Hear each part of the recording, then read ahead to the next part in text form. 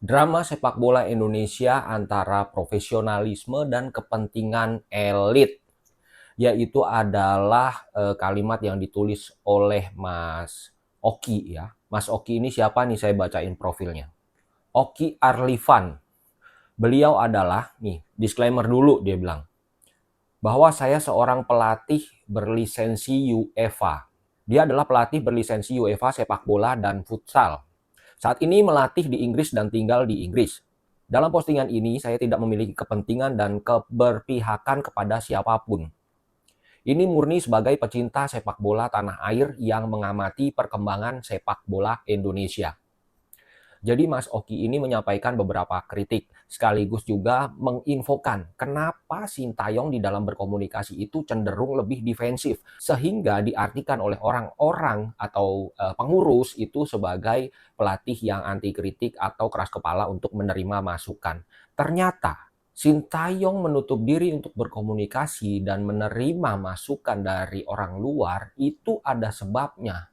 Nah, Mas Oki ini kasih tahu sebabnya apa. Yuk kita bahas. Ya, kita semua sudah tahu ya, tanggal 6 Januari kemarin sudah dilakukan, sudah diambil keputusan dari PSSI untuk memberhentikan Sintayong dari pelatih kepala tim nasional Indonesia.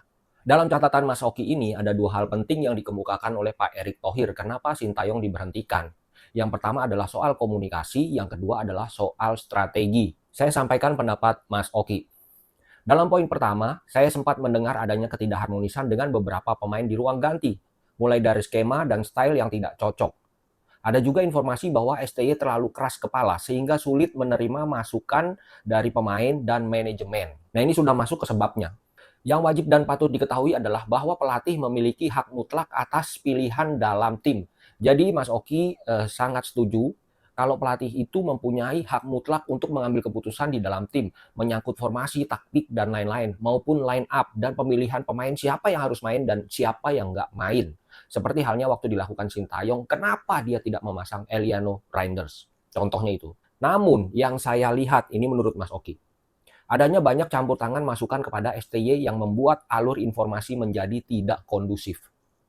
STY menjadi cenderung defensif dengan gaya komunikasinya, sedangkan manajemen menginginkan sesuatu yang cepat dilakukan.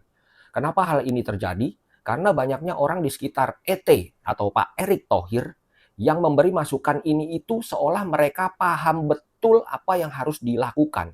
Erick Thohir tentu seorang yang sangat sibuk di samping sebagai menteri, tetapi menurut saya komunikasi kepada STY seharusnya dibatasi.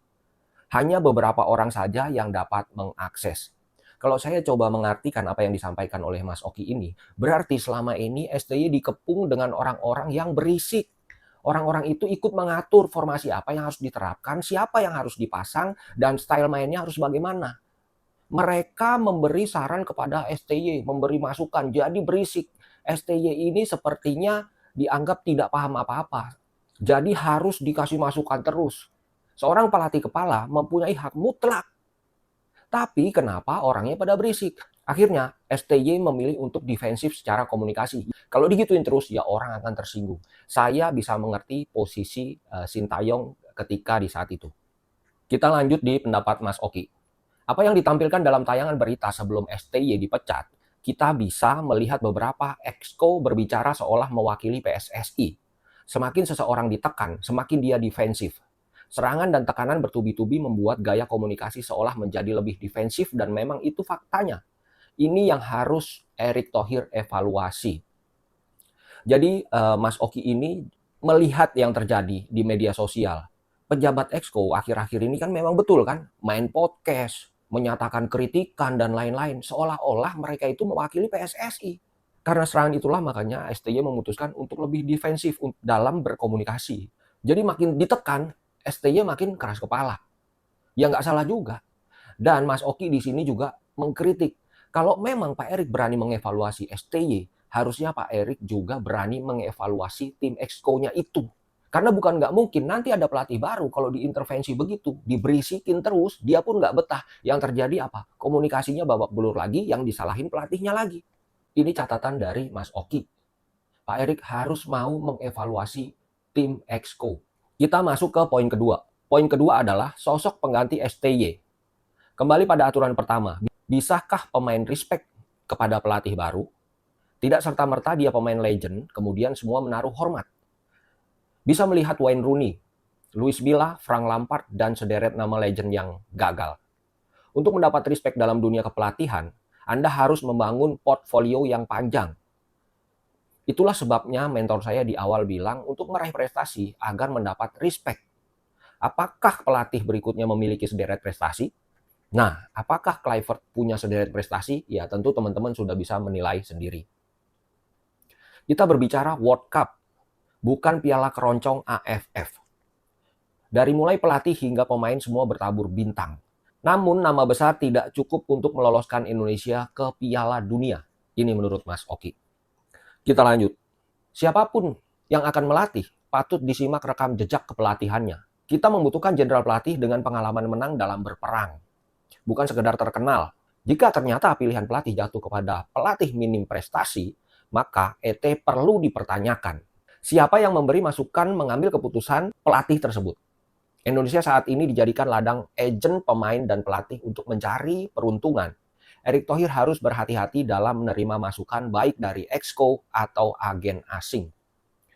Jadi lagi-lagi ini adalah saran untuk Pak Erick Thohir. Pak Erick harus berhati-hati dalam menerima saran. Dan untuk saat ini kita semua sudah tahu Patrick SpongeBob sudah dikontrak 2 tahun dengan opsi perpanjangan 2 tahun kalau masuk Piala Dunia. Nah itu harus dipertanyakan. Siapa yang memberi saran? Siapa yang menyarankan kenapa harus ambil si Patrick Kluivert? Yang terakhir kata Mas Oki ya. Bola tidak bisa dilihat hanya sekedar timnas. Timnas adalah hasil akhir mahakarya dari sebuah liga. Manajemen, pembinaan usia dini, pelatihan, dan lain-lain. Ini sebuah industri termahal di dunia. Kita butuh orang-orang yang paham sepak bola dengan keilmuannya. Bukan sekedar follower besar dan afiliasi politik tertentu. Sepak bola tidak akan maju dengan intervensi ego tertentu. Saya sarankan Pak Erick Thohir mengevaluasi seluruh jajaran Exco mulai dari Wakentum, Sekjen, dan Exco. Kami begitu peduli terhadap sepak bola Indonesia dan kami percaya Erick Thohir orang yang tepat jika berani mengevaluasi organisasinya. Jadi yang dievaluasi bukan hanya STY, Exco pun harus dievaluasi. Jadi gimana Pak Erick? Jangan sampai Indonesia nih sekarang sudah diambang atau punya peluang lolos Piala Dunia, akhirnya nggak lolos. Kalau nggak lolos yang disalahin siapa? Pelatih lagi. Sedangkan Exco aman-aman aja.